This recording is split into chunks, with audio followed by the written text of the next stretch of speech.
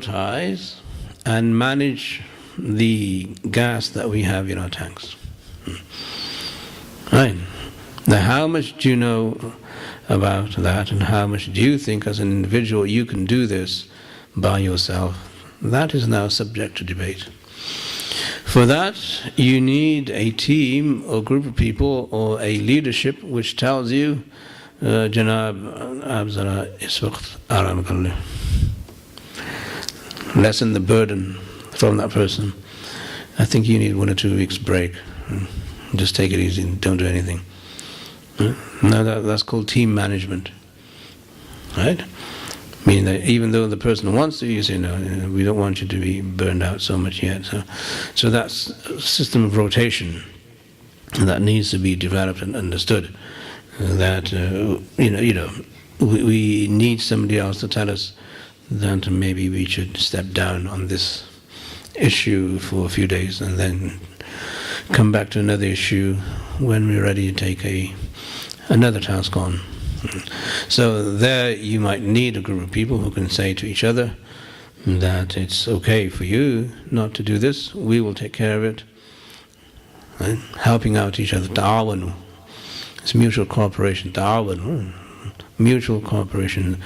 So you assist each other. So if one person has an obligation this week with his or her family, then the rest of the group can say, what? We'll work with you in symbiosis. Right? We'll work with you and say, we'll take on that responsibility for you, you take care of that issue.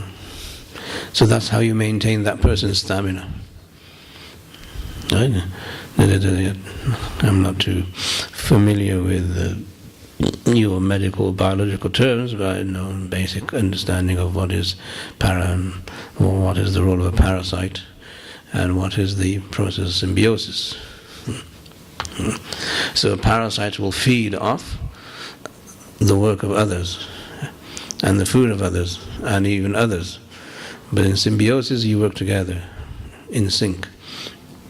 Okay, so what is good for me is also good for you, and we can exchange the energy and rotate.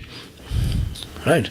So in a group, in a committee, in any organization, you're going to have to identify, okay, this person needs to address his personal issues at this time, or his family issues at this time, or this issue this time, and we will take on his share of the responsibility.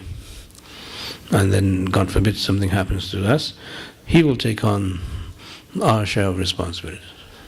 So that has to be understood, maybe even expressed, I would assume. Right. So if there's a payment due from a member, and that particular member has some financial constraints for that month, another member can and say, okay, I will take care of it, and we'll rotate that responsibility, and then when Allah gives you, then you can, return the favor. So now, stamina without a community, without some group organization, is almost impossible. Almost impossible. You can't do that. The only people who could do that were the prophets, alayhim salatu. Allah subhanahu wa ta'ala gave them tremendous stamina and tremendous patience. So they were assigned this task because they were able to. But non-prophets very rarely can take on the whole mission themselves. So it's not a one-man job, it's not a one-man operation. It's not a one-man show. It has to be a team effort, a collective effort. That's why the Quran says, ta'awanu. Help each other. So if you're trying to do some good, you have to help out each other. So there you prioritize. Now, what is this member's priority? What is this member's priority or this member's priority? Right? That doesn't mean to say that you must micro-inspect their private lives. Not at all. It just means that if the person is suggesting that he will not be able to do this Sunday, then you don't use the Islamic whip. Right? So you have to do it. Otherwise, you're not a good Muslim. And that's not how you generate stamina, because the person will just say, Assalamu alaikum. Right? Then you'll have a big hole in your organization. So that must be also clear in the minds of organizers that everyone takes on a certain responsibility, but if there's a contingency, if something becomes as a coincidence, it becomes incidental, how do you handle that? You handle it this way, that everybody works together and one is complementing and supplementing all the time. And that's probably the only way you'll recognize a good organization. Okay? A good organization is not always when one person does all the work. Right? Although in corporate America they say, if you want something done, you give it to the busiest person, because he's the one who's going to do it. But it doesn't work. If you have a group, you need to take on your share of responsibilities and duties and not leave it to the person who does all the work all the time, or most of the work most of the time. So developing a group stamina, okay, that should be part of the agenda. There's individual stamina and there's a group stamina. So with the Prophet ﷺ, he had individual stamina which he then impressed upon the Sahaba as a group. So all the Sahaba had individual stamina and also group stamina. So they were able to go and show others that as a group we can go much further than you can. As a community we can go much further than you can.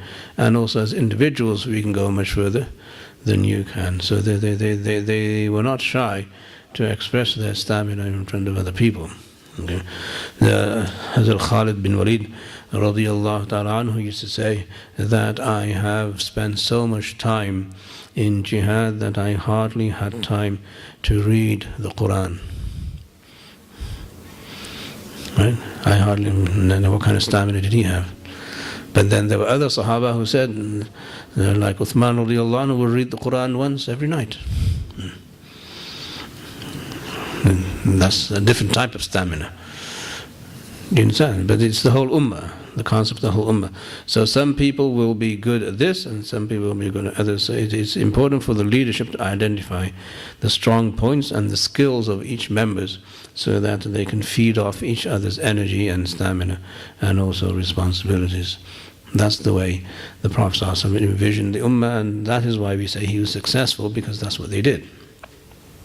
Whenever there was a need to fill in and to do something for others, they would do so because they had already proven during the life of the Prophet ﷺ that they had the ability to sacrifice their lives for others. يُؤْثِرُونَ عَلَىٰ أَنفُسِهِمْ وَلَوْ كَانَ بِهِمْ خَصَاصٌ. They would give preference to others even though their lives were at stake. So even though their lives were at stake, they were ready to give to someone. More in like your work and everything, that be the recommendation? Or? I mean, for different individuals it works differently. If you're a person that wants to be organized that way, then it works for you, mashallah. And that is the preferred way. In this time, we were talking about the